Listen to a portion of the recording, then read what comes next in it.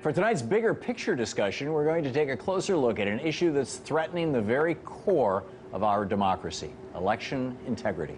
Since 2010, 22 states have passed laws restricting the most important right we have in our democracy, the right to vote. Almost all of those 22 states are controlled by Republicans, and almost all are either red states or swing states. Not since the days of Jim Crow has the right to vote been so threatened. In addition, the beating heart of our democracy, our vote itself, has been privatized and given to unaccountable and opaque private corporations, some not even based in the United States. And in the midst of all of this, exit polls, which used to be accurate to a tenth of a point, have gone totally haywire, but only in the United States. They're still totally accurate in every other developed country in the world. So how did all this happen? And what can we do to ensure that our democracy gets the free and fair election processes it deserves? Joining me now for more on this, from New York, Greg Palast, investigative reporter and author of Billionaires and Ballot Bandits, and from Los Angeles, Brad Friedman, founder and editor of the Brad blog. Greg, Brad, great to have you with us tonight. Thanks for joining us. Glad to be with you. Thanks, Thom. Brad, let me start with you. The new study from Harvard University and the University of Sydney put the United States at 26th in the world in the ranking of election integrity. You've been studying this stuff for years. Both of you guys have, but Brad, this has particularly been your beat over at the Brad blog. Election integrity. How did this happen? Well, look at the bright side. We beat Mexico by one notch, although we lost to Micronesia in another. What happened is Harvard and the University of Sydney looked at all of these various elements of electoral integrity, and they tried to rank them. And one of the things that they found was that America is failing, United States, I should say, is failing horribly when it comes to electoral laws, when it comes to registration issues, when it comes to the way we redistrict boundaries and so forth. We pretend we're the greatest democracy on earth, but when experts actually look at the way that we're running our elections, it ain't so good, it ain't so pretty. And, you know, we're beat out by all kinds of countries, Norway, Germany, Italy, who do much better than us. And I think a lot of that has to do with the fact that we are run by, right now, a right-wing party in this country who is doing everything they can to break the elections. This is what they're working towards, and Democrats are leaning back and not doing a whole hell of a lot about it, frankly. Yeah, and we'll get into the details of that as we continue through this half hour here. Greg, we just saw the lowest voter turnout in 72 years. 36.6% of the registered electorate voted, and that only represents half of the potential electorate, so it was really like 16 or 18%, and half of them voted for Republicans. So the election was decided by, what, 7 or 8% of Americans? This is nuts. Before the election, you were on this program talking about something that Chris Kobach, correct me if I'm wrong about the name, the Secretary of State in Kansas was doing, called cross-check. Tell us about that. And do you think that that has something to do with why this voter turnout was so low? Yeah, actually, let's remember, a lot of people turned out but weren't allowed to vote. And I'm talking about millions. So, and that's why, for example, Nate Silver had said that, gee, all the polls were wrong. There should have been a 4 percentage point higher vote for Democrats. Every poll was wrong. Well, Nate, you know, I used to teach statistics myself. I can tell you the statisticians weren't wrong, the polls weren't wrong. The vote count was wrong. A lot of people showed up and couldn't vote. What is cross-check? Cross-check is a secret list, or it was secret till I got a hunk of it, a secret list of 6.9 million Americans marked to have their votes purged slowly over time by the secretaries of state of 27 states, almost every one a Republican secretary of state.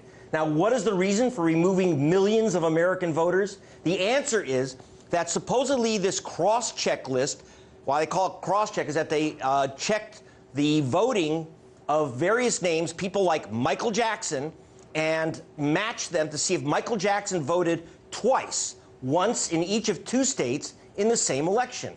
Now, Thom, voting twice in the same election is a felony crime. You go to prison for 5 years. Now, have 6.9 million Americans committed this felony crime? The answer is no. In fact, were there 600? No. Were there 6? No. It's a crime that virtually never happens, but yet they targeted 6.9 million people. They said they had the evidence. We got our hands on 2 million of those names. I got to tell you, it took us 6 months because they said, we can't give you the names of criminal suspects. Again, 6.9 million Americans as criminal suspects. And what we found are thousands of pages like this. This is from my computer, from the computer programs of these Republican secretaries of state. And all it is matching first and last names. If a guy named Michael Jackson voted in Alaska, and another guy named Michael Jackson voted in North Carolina, Michael Jackson of North Carolina would lose his vote because supposedly he's a criminal who voted twice. It was just a list of common names. Now, why would Republicans target lists of common names? Because as the U.S. Census Bureau says, you're 67% more likely to have a common name like Jackson or Washington or Chung or Rodriguez if you're African American, if you're Asian American, or if you're Hispanic. Once again, it's a massive racial purge. It affected hundreds of thousands of people in this last race, and I can tell you right now, it flipped at least 3 races in the Senate and therefore control the Senate. I was in North Carolina. I saw Thom Tillis, who was the guy who pushed Crosscheck into North Carolina. Tillis surprisingly took the North Carolina Senate seat over Kay Hagan, the incumbent, by 49,000 votes, and there were nearly 600,000 North Carolinians on the Crosscheck purge list. They knocked out a good 100,000 of them, and that was the Senate seat in North Carolina, and so it was in Colorado and elsewhere. Wow. And this is just a variation, is it not, on what Katherine Harris and George W. Bush did in 2000, Greg? Yes, that's why I took it on, because you'll remember that it was in 2000 that I first broke the story, got a hold of the same type of computer lists from Katherine Harris of Florida, from the Secretary of State, where she had targeted 58,000 supposed felons who were registered to vote but were not allowed to vote because they had felony convictions. And all I found was common names like Joseph White, Joseph Black, common names of African American males. There wasn't one, not one illegal voter on the list of 58,000 names. When those black men were denied the right to vote, we ended up with George W. Bush as president. This is the same type of computer name matching gimmickry that was used by Katherine Harris, and now you have 27 Republican Katherine Harrises doing just a variation on the felon purge list, but now it's the illegal double voter. Yeah. And I got to tell you, Tom, I went down to North Carolina.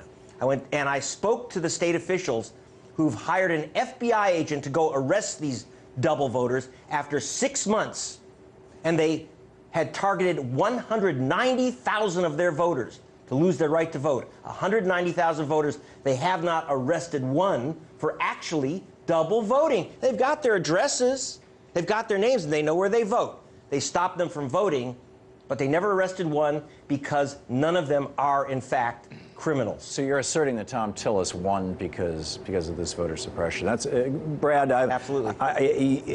Your thoughts on this? I know you've written about Crosscheck and some of this reporting that Greg has done, and also we also have a whole different variety of voter suppression laws. These voter ID laws, like in Texas, where if you have a gun permit, which is probably 98% of the people who have them in Texas are white, you can vote. But if you have a state-issued a college ID for a state university where odds are you're young, you can't vote. Or, and on it goes. Speak to this. To what extent do you think that this was cross-check versus voter suppression, or was voter suppression just, an overinflated hysteria that people like you and me talk about? Well, listen, here's the problem. The fact is that we can't know. All of this is being done in secret, and that's my biggest problem with this. You know, an argument can be made. Republicans will make the argument that, well, people shouldn't be registered to vote in 2 different states, and of course they should not. But the fact that you've got this computer program, 27 states, run by and large, run by Republicans, and that there's not transparency to this computer program. Everything that is done in elections, other than casting that vote itself, should be transparent. So we, the people, can oversee what's going on instead of having to complete another election like we did here and have all of this guesswork going on. I can tell you there are people all over the country looking into the elections, looking into what happened, looking into how many people weren't allowed to vote at all because their names didn't show up on the rolls or because they were turned away because of photo ID.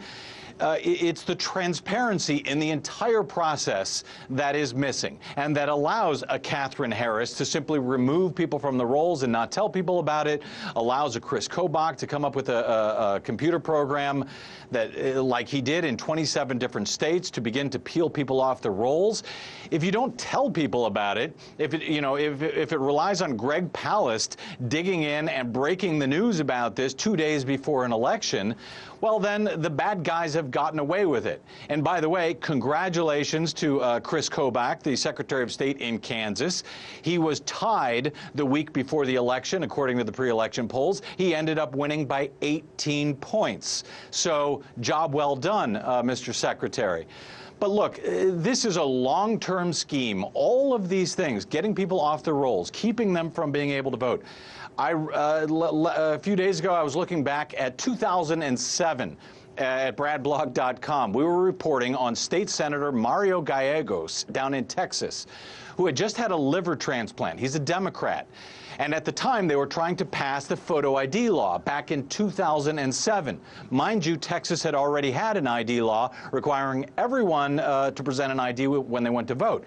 But it wasn't strict enough. They had to restrict it further. So back in 2007, Democrats in the state Senate in Texas had enough votes to block that Republican bill, but only if everyone was there.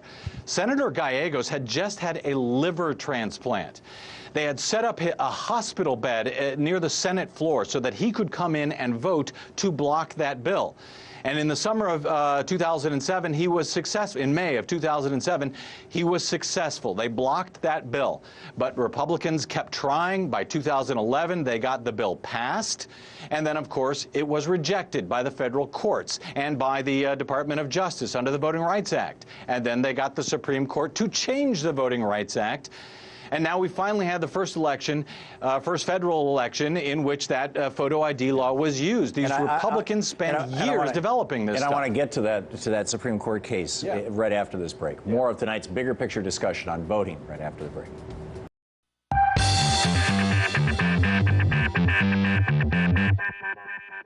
And welcome back to tonight's bigger picture panel discussion on voter suppression and election integrity. I'm speaking with investigative journalist Greg Palast and investigative journalist Brad blog founder Brad Friedman. And Brad, you just touched on the Supreme Court's 2013 gutting of the Voting Rights Act. Explain what that was, what happened, and how consequential or inconsequential it was.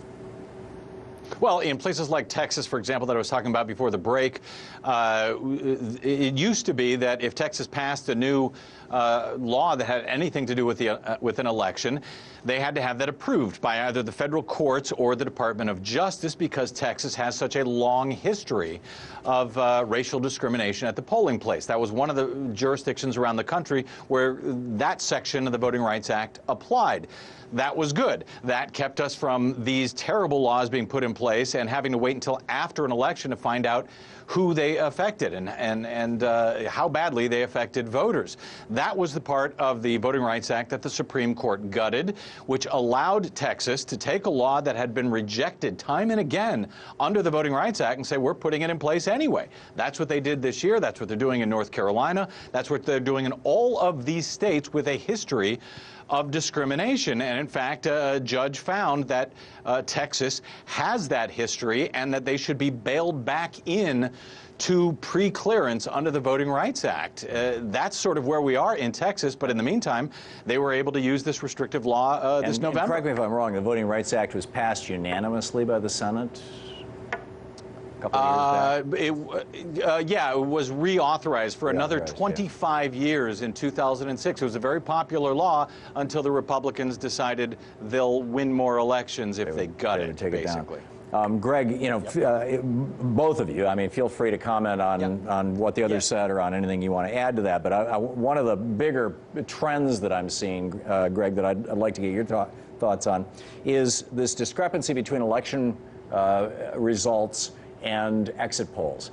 I used to live in Germany back in the 80s. It takes 3-4 days to count the vote there, but they know who won the election within 10 minutes of the polls closing because their exit polls are never more than 1/10 of a point off.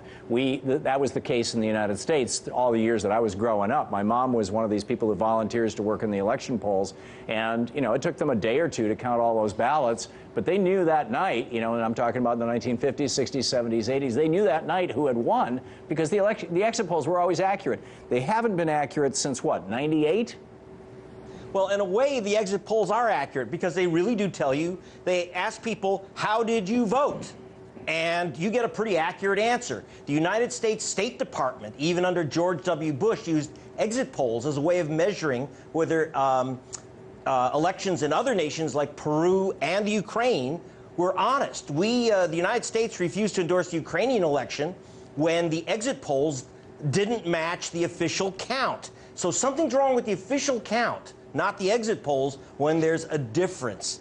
And so in the United States, the problem is that people go in, they're removed because of cross-check, they're called a felon, they're denied their right to, or they're given something called a provisional ballot. If you're a black person, you know exactly what a provisional ballot is. It's kind of a placebo fake ballot. It makes you feel good. It's a pretend ballot to make you feel like you voted. Millions of these are given out in minority areas when there's a problem with your registration. You think you voted, you go to the exit pollster, they asked how you voted, you tell them, but what you don't know is that your provisional ballot, and again, millions in each election, are tossed out overwhelmingly in minority areas. We also have something in the United States called spoilage. How do you spoil a vote? It doesn't spoil because you leave it out of the fridge. It's machines that don't work.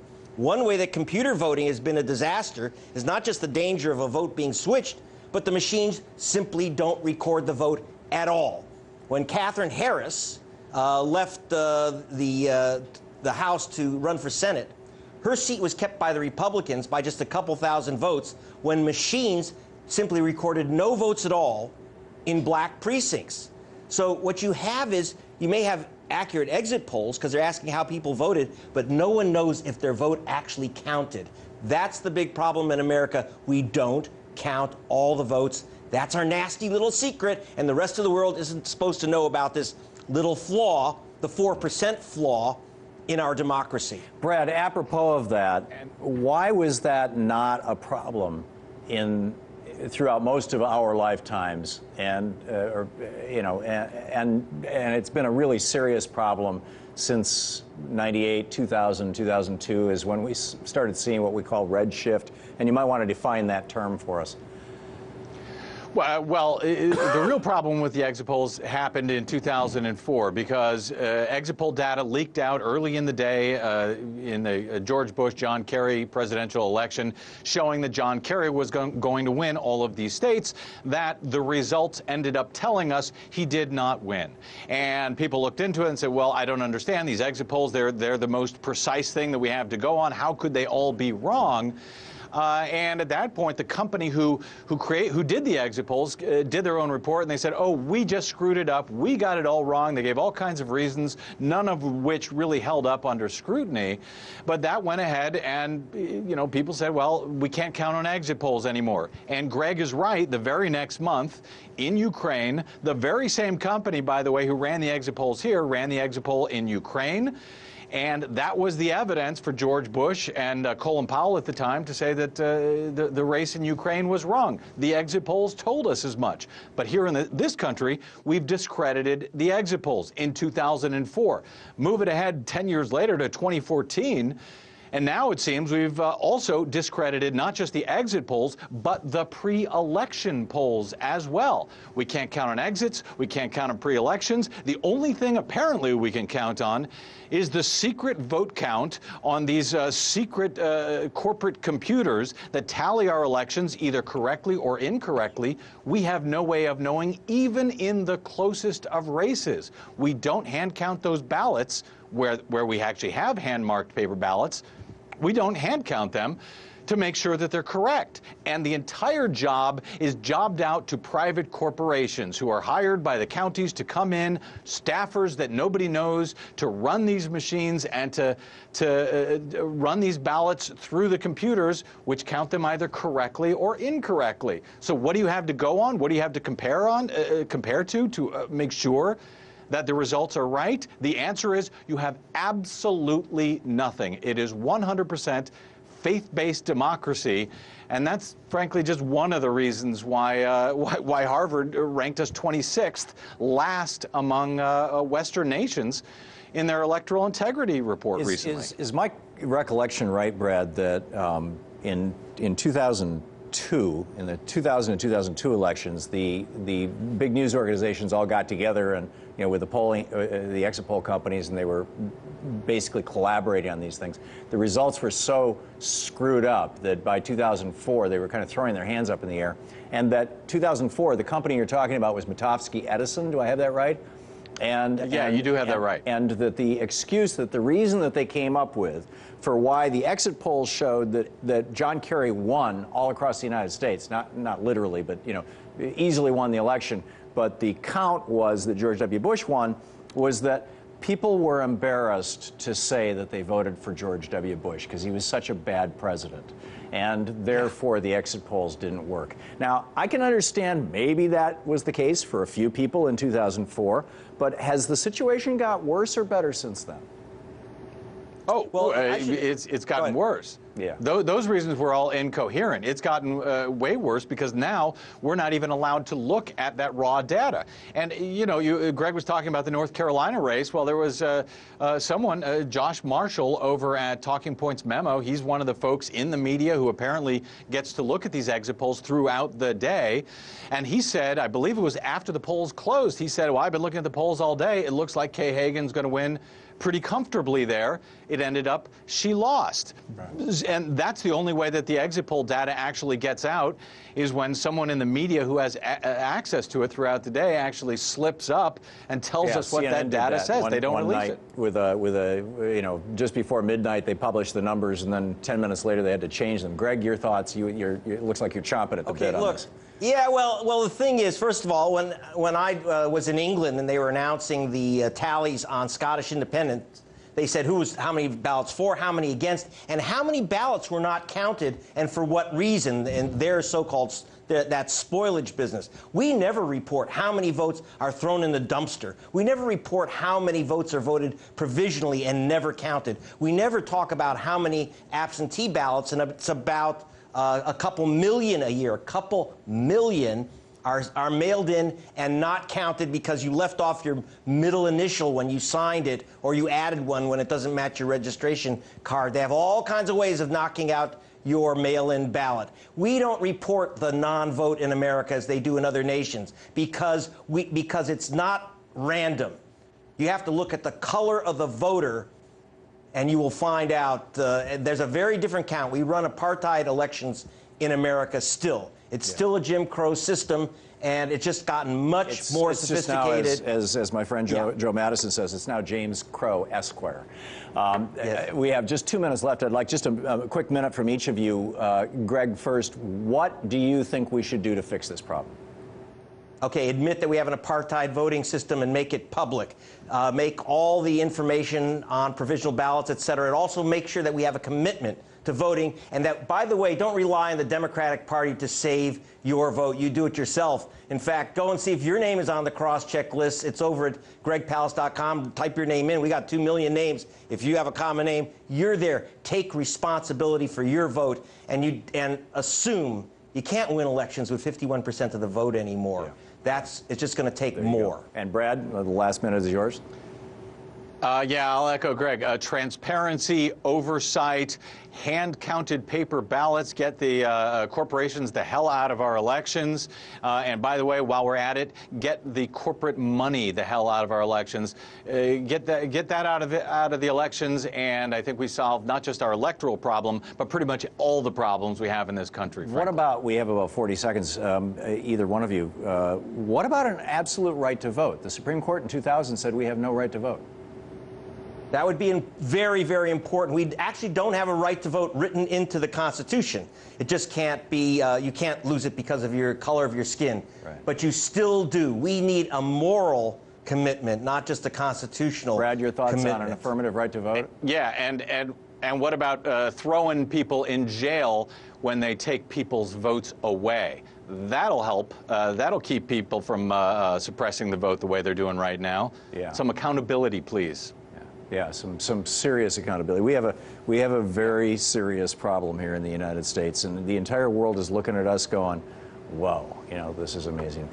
Brad Friedman, Greg Palast, you guys are absolutely the best. You're both geniuses in all the different areas that you work on, and particularly in this one. Thank you so much for joining us tonight. You're very welcome, Thank you, Thom.